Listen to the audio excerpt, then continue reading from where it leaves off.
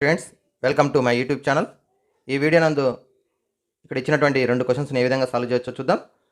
మొదట ఒక క్వశ్చన్ చూడండి ఒకసారి. ఒక త్రిభుజం యొక్క భుజాలు 5,8 సెంటీమీటర్లు, మరి మూడో భుజం కొలత ధనపూర్ణ సంఖ్య అయ్యేటట్టు సాధ్యమయ్యేటటువంటి త్రిభుజాల సంఖ్య ఎంత? ఇక్కడ ఒక త్రిభుజం ఇచ్చిండు, ఆ త్రిభుజంలో 2 భుజాలు మాత్రమే ఇచ్చిండు. ఒకటి ఏ అనుకుందాం 5 సెంటీమీటర్లు, మరొక భుజము బి ఇచ్చిండు 8 సెంటీమీటర్లు ఇచ్చిండు. ఇప్పుడు మూడో భుజం కొలత ఇవ్వలేదు. అయితే మూడో భుజం కొలత ధనపూర్ణ సంఖ్య అయ్యేటట్టు మరి ఎన్ని త్రిభుజాలను గీయవచ్చని అడిగిండు.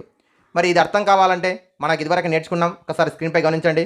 ఏదైనా ఒక త్రిభుజంలోని 2 భుజాల కొలతల మొత్తం ఎల్లప్పుడూ కూడా మూడో భుజం కంటే ఎక్కువగా ఉంటుంది. అలాగే 2 భుజాల మధ్య భేదము మూడో భుజం కంటే తక్కువగా ఉంటుంది. చూడండి ఒకసారి మరోసారి. ఏ త్రిభుజంలోనైనా సరే 2 భుజాల మొత్తం మూడో భుజం కంటే ఎక్కువగా ఉంటుంది. అలాగే వాటి మధ్య భేదము మూడో భుజం కంటే తక్కువగా ఉంటుంది. అనగా ఇక్కడ మూడో భుజం కొలత ఎక్స్ అనుకున్నట్టయితే ఈ ఎక్స్ విలువ ఎలా ఉంటుందంటే ఈ 2 భుజాల భేదం కంటే ఎక్కువగా ఉంటుంది. అంటే A minus B less than X less than A plus B. అంటే వాటి మధ్య భేదం కంటే ఎక్కువగా ఉంటుంది, లేదా వాటి మొత్తం కంటే తక్కువగా ఉంటుంది. ఇప్పుడు భేదము అంటే 8 5 చేస్తే ఎంత? 3 less than X less then కూడితే 13. ఓకే, దేర్ ఫోర్ మూడో భుజం కొలత ఏమేమి ఉంటుంది?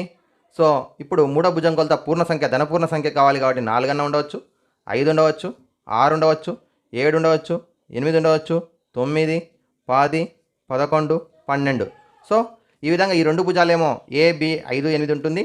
మూడో భుజం కొలత 3 కంటే ఎక్కువ 13 కంటే తక్కువ అయ్యేటటువంటి ధనపూర్ణ సంఖ్య అయ్యేటట్టు ఎన్ని భుజాలు గీయవచ్చు అంటే మూడో భుజం కొలత 4 ఉన్నప్పుడు ఒక త్రిభుజము, 5 ఉన్నప్పుడు 2, 3, 4, 5, 6, 7, 8, 9.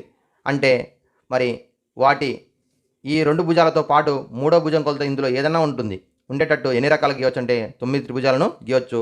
Option C is the correct option. Okay, next మరో క్వశ్చన్ చూడండి.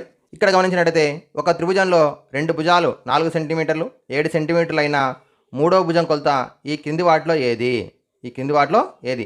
ఇంతకుముందేమో త్రిభుజాల సంఖ్య అడిగిండు, ఇక్కడ 2 భుజాలు ఇచ్చిండు, ఈ కింది వాటిలో ఏది మూడో భుజం అవుతుంది అని అడుగుతున్నాడు. సో ఇప్పుడు ఇదివరకు చెప్పుకున్నాం కదా, వాటి మధ్య భేదం కంటే ఎక్కువగా ఉంటుంది, 3 కంటే ఎక్కువ ఉంటుంది. 7 4 చేస్తే 3 కాబట్టి మూడో భుజం కొలత ఎక్స్ అనుకుంటే వాటి మొత్తం కంటే తక్కువగా ఉంటుంది. 3 కంటే ఎక్కువ 11 కంటే తక్కువ. మరి ఇందులో ఏది ఆప్షన్ కరెక్ట్ అవుతుంది చూడండి.